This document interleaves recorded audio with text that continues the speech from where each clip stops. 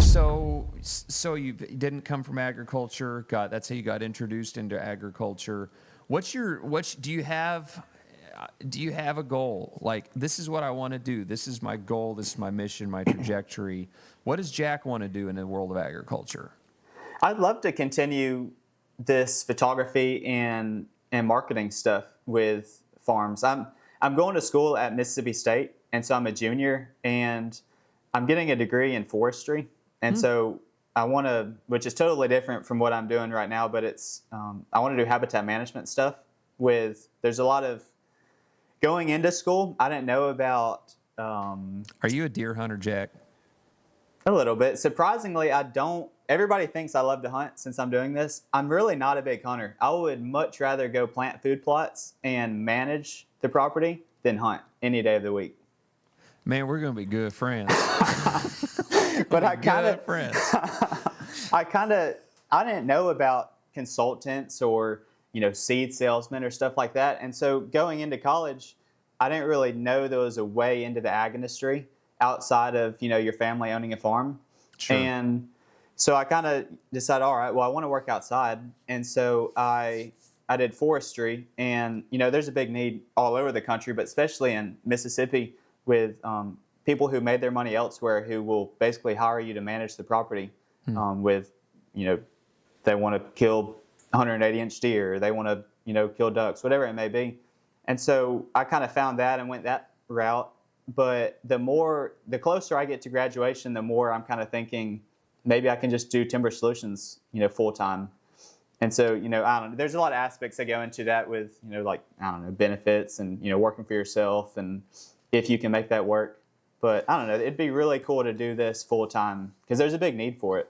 Oh, absolutely. So this is fascinating to me because I've done a fair amount of work in the outdoor industry, in the outdoor space, in the food plot world, so on and so forth. And so I'm very passionate about hunting, but I enjoy the food plot and the habitat management side more than sitting in a tree stand. I get bored sitting in a tree stand anymore.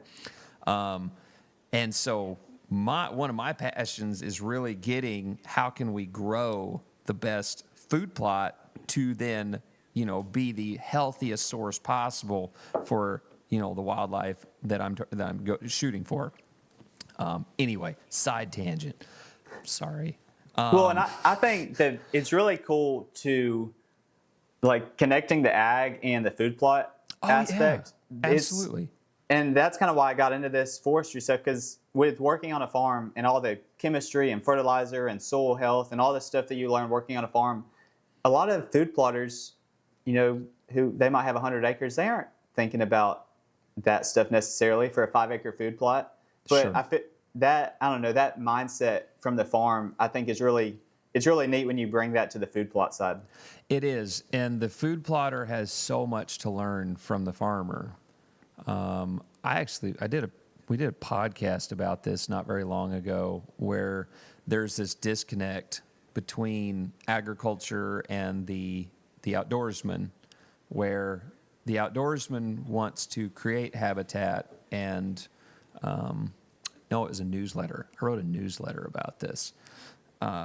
Wants to do all this, and then the farmer you see the farmer clearing land, and you see the farmer, mowing waterways. It's a diverse, it's very opposite goals a lot of times, not all the time. And it was basically what I went to in the newsletter was everyone needs to, at the beginning, everyone's got a different set of goals. And what I do on my property is Josh Pretzer's agenda and Josh Pretzer's set of goals. What Jack does on his property is Jack's agenda and Jack's set of goals. Fill in the blank, whatever it might be. And so it's really easy to sit and point fingers at someone and say, that guy's messing up by doing X, Y, and Z. Where you don't know that guy's story. You don't know that guy's intentions. You don't know that guy's goals. I guarantee that person has something to teach you that you don't know. You just didn't ask about it.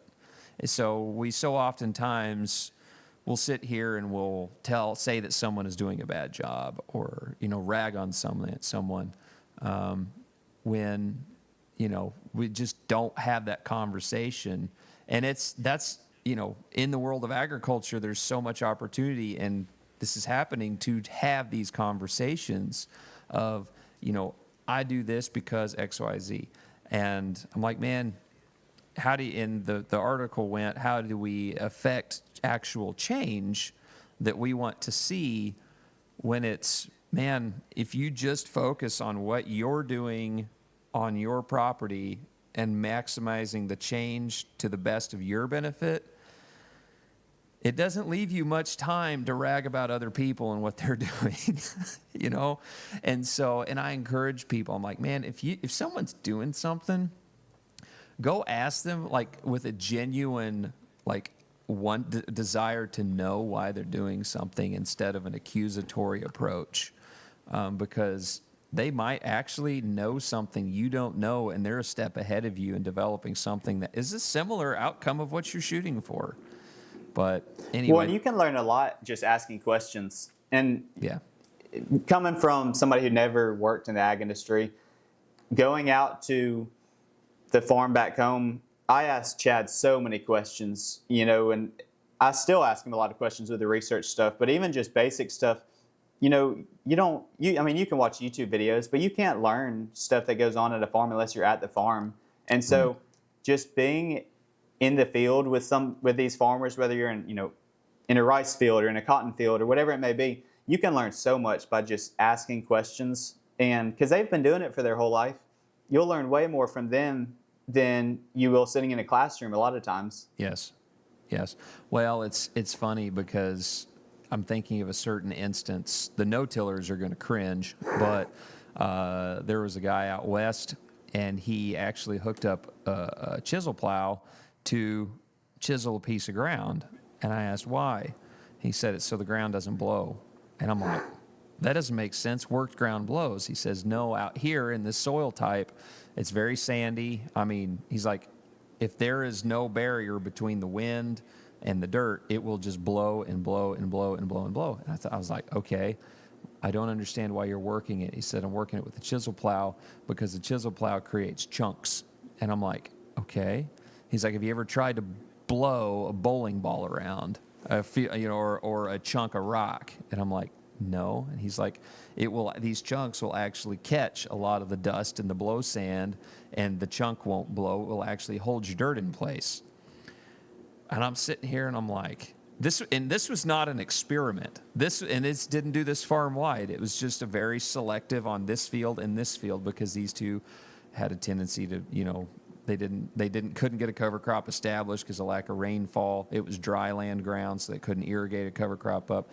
And so it's steps of how did they work through these problems. And it was that, and dude, by golly, that field didn't blow. And then they did get some rain. They worked it down real quick and planted it, and away it went. And so it's just adaptability, but just driving by, I would have probably been like, what an idiot for working his ground, when it's dry out and there's no rain. He's going to lose his topsoil. Whereas he actually had a very valid reason for what he was doing based on experience of trial and error.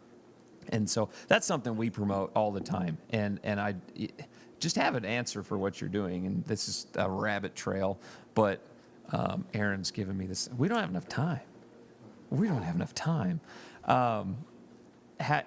Having an answer for why we do things, always have a why.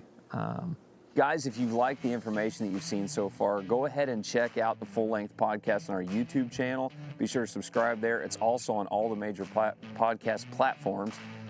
We're constantly dropping info and more content on all the social media platforms, TikTok, Instagram, Facebook, etc. Check it out for a lot more content.